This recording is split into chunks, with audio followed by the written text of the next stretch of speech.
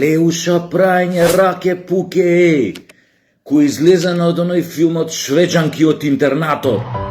Што го гледавме кога бевме копилјаци с Кришно, идевме у кино Вардар, кино Вардар 1, кино Вардар 2. Оригинал, ама тоа следбеници, тоа публика у несве спаја, бе. Па после нешто денеска, зашо така облечена ко Швеđанки од интернатот, македонското знаме го извадил. Абе, луѓе, тоа ни е нивото. Ја више, да ви кажам право, не се ни замарам со тоа. За да се смени духовниот капацитет кај еден човек, кај цела генерација, требаат минимум 50 години. И таа приказна треба да влезат сите под број 1 образованието, под број 2 сето останато, културата, медиумите, општеството, буквално се. Тоа не се менува преку ноќ. Не можеш на некој преку ноќ да му утувиш во глава што е тоа турбо фолк или не знам каков оваков тој модерен фолк и каква штета тоа му прави, без да биде свесен, каква штета на психата му прави, на однесувањето, на карактерот, на менталитетот, на се. Затоа што тој тип на кич би рекол, промовира невредности. Не само тоа, него ги убива, ги неутрализира и моралните принципи кај еден човек. Ги убива големите наративи кај еден човек. Правдата, вистината, честноста, одважноста, мерката. Но сум зборел за турбо фолк и на телевизија овдека, небитно. Далеку сме ние од тоа да тргнеме по еден друг колосек. Духовното ниво ни е такво. Еве кажете и сами, кога последен пат имало на наши телевизии, не знам, емисија посветена само за филмот? Па не знам, една недела има, не знам, фелтон, како се вика тоа, или вечер на Фелини. Друга да има вечер на Виторио де Сика. Трета недела да има вечер на, не знам, на Бертолучи. Четврта вечер да има, не знам, да биде тоа вечер, или месец поправо, месец на филмови на Алмодовар, на Тарантино, на овој, на оној. Значи, тоа кај нас не постои. А да не ви зборувам колку не постои сериозно обштествено, филозофска, уметничко-културна дебата. Вие кај нас не можете двајца да најдете у моментов што ќе седнат и ќе прават 2 сата муабет за филм. Анализа кој што ќе прават на филм, на некој познат филм, Бергман, што знам, седмиот печат, рецимо, да има анализа да прават. Вие сакате од младина или од луѓе кои што се растени со блокбастери, шупачки блокбастери на Холивуд, и не знам каква шупачка литература, девојката со црвени гатички и кур се тресе у ладна вода и некои љубавни романчиња алиас лимунади, и не знам музика ваква шунт, мислите дека ќе изградите мисловни суштества, дека овде постојат некои мисловни битија кои што промислуваат денешнината, реалност каја што живеат. Нема такви, бе. Не останаа такви, тие ретки што беа, сега да не ги спомням помија, повеќето се изумрени, некои се што се вика пред крајот на својот живот, и тоа биологијата кој ќе го исчисти, ќе останеме како ќори при очи. И токму овдека лежи зајакот, овдека лежи зрното на целата наша национална трагедија. Гледам последниве денови често го цитираат Рамбо Амадеус, иако не кажуваа дека тоа цитат од Рамбо Амадеус.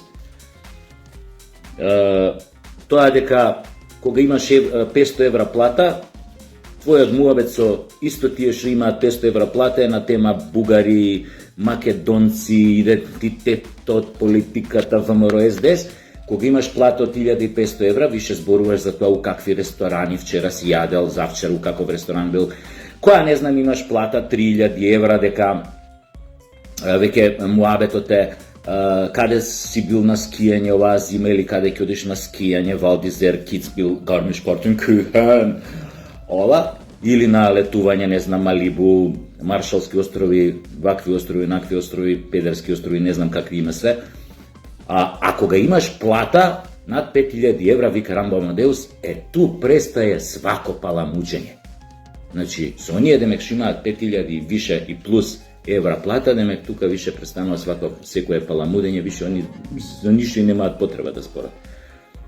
Значи, Рамбо Амадеус извонредно паметен момак, извонредно начитан момак кој што многу сум го почитувал и го почитувам. Ова не дека не е точно што го вели, но не е до крај точно. Затоа што има луѓе по светов, познати, да не ви ги зборам се и да не ви ги редам, кои што имале милиони, затоа што имале бизниси, живееле цел живот во странство, не живееле у својата матична држава, направиле милиони, па сепак до крај останале во смисла патриоти и верни на каузата на нивниот народ во таа земја, ако имало некакви проблеми, граѓански војни, не знам, немале своја држава или биле ностоп под пресија на некоја поголема соседна сила и така натаму. Што ако имале милиони? Тоа им било приоритет цел живот. На некој им е извршен атентат, некој не знам, ајде да не редам. Че тоа сепак не е баш така, јако е многу точно ова што го кажува. Но тоа кај нас е така прифатено. Кај нас овие што имаат многу пари не ги занима дали ќе се пишел бугар, дали Гоце Делчев бил бугар, дали ова, дали ти смениле идентитет, име и ова. Но тоа е затоа што се краткоумни. Не сваќаа дека таа нивна незаинтересираност, таа нивна, како да кажам, оттуѓеност, тој нивни ескапизам од својот народ, од својата држава, од својата татковина, дека ќе го платат нивни потомци, наредни генерации, дали деца, дали внуци, дали правнуци, така натаму и така натаму. За тоа е целата работа.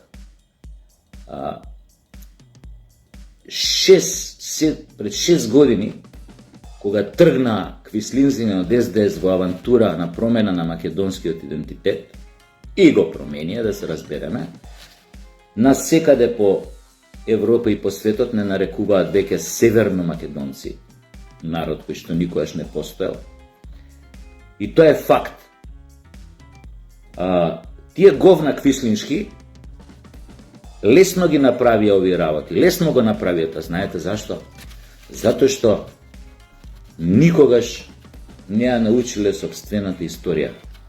Мислите дека прочитале една книга у животот од било кој наш преродбеник? Мислите дека една реченица прочитале? Мислите дека една реченица прочитале од македонската поблиска и подалечна историја? Да прочитале, немало такви пари што ќе ги убедат утре да направат предавство од некоја под влијание или под сугестија на некоја соседна држава. Немало шанси да го направат тоа. Еве прашање за сите вас. Многу ме интересира, ама многу. Доколку утре Бугарија рече, да кажеме, еве Бугарија, рече, пишете се од утре бугари, сите од следниот месец ќе имате 5000 евра плата, апропо муабетов на Рамбо Амадеус, што тука му го цитираат, а никој не кажува од каде е тој цитат. И тоа е еден однос што го имаме кон самите себе, кон желбата да се го покажеме егото и така натаму, но тоа не е битно. Еве кажете, ако дојат утре бугарите и ви кажат, пишете се сите бугари, ќе имате 5000 евра плата. Размислете добро, колку од вас ќе прифатат тој мефистофелски договор. Јас можам одма одговорно да ви кажам јок, но прашањето е, вие, мнозинството, во Македонија, што би решило? Многу би ме интересирала таа анкета некој кога би ја спровел. Да видиме или да видите, или најубаво да видиме до каде сме дојдени, на кое ниво на свест сме. До каде е нашиот духовен развој, до каде е нашата самосвест.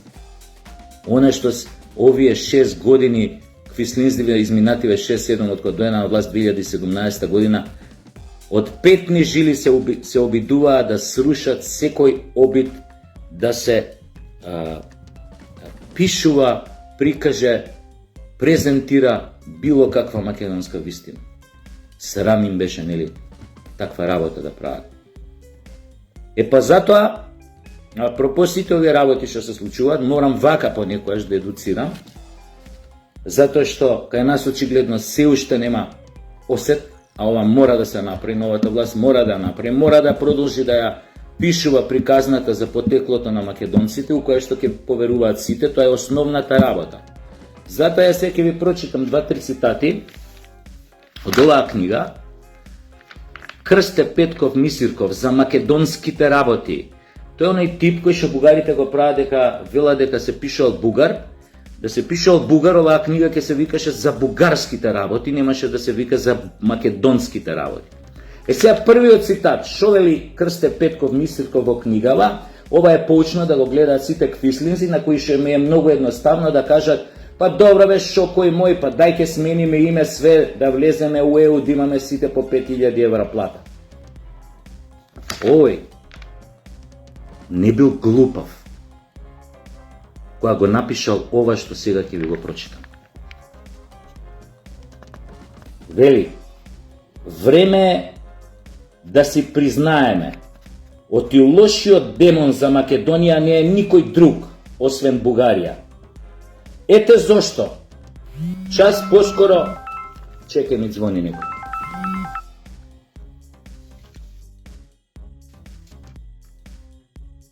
Продолжи, нешто се прекинал. Значи, уште еднаш ќе прочитам, пошто ме прекина. Значи, време е да си признаеме, лошиот демон за Македонија не е никој друг освен Бугарија. Ете зошто час поскоро треба да си ги одделиме нашите интереси од бугарските. Тоа го бара од нас разумноста. Ова бугар вака би го кажал, некој што се пишувал бугарин. Пазете се што вика за ова што јас сега ви зборувам. Ќе ставам цвике, малце ми е тешко вака, пошто и светлово го чуде. Вика: ако прашањето на македонците има првостепено значење за бугарите, србите и грците, и секој од овие го третира по свое, зошто тогаш и ние тоа прашање да не го земеме во свој раци и да го разгледаме сестрано, критикувајќи ги сите нив, и зошто ние самите не се изработиме македонско гледиште за нашата народност, а се задоволуваме според оние гледишта во местата и школите каде што сме учеле. Дали бугарски, српски, грчки и така натаму и така натаму. Да не се изработиме свое македонско гледиште за нашата народност, убедливо и справедливо за сите македонци, значи дека ние не сме во состојба самостојно, без туѓо влијание, да се изучуваме самите себе си. Јас не можам да го допуштам тоа. Ова го пишува Крсте Петков Мисирков за македонските работи. И третиот цитат, уврска со ова што ви зборев. Вели вака, апропо сите вие што зимате наводно 5000 евра плати, кај што треба више да престанете да паламудите и за Македонија и за промената на името на идентитетот, демек дали идентитетот и името леп ќе ни дадат. Приказната што ја правеа квислинзите од СДС, демек дали името и ќе ви дае висока плата и леп.